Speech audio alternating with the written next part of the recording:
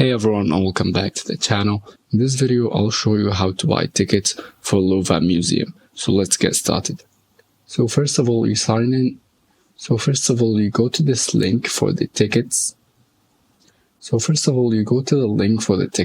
after that you have to press on individual tickets for the museum.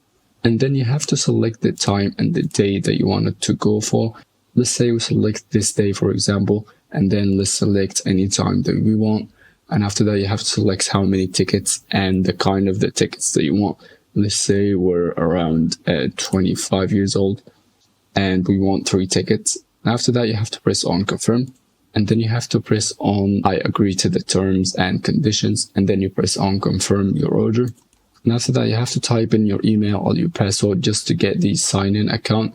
If you don't have an account, you simply have to sign up. And after that, it's going to lead you to the payment process and then you'll get the ticket. So yeah, that was the video for today. Thank you guys for watching and see you in the next one. Cheers.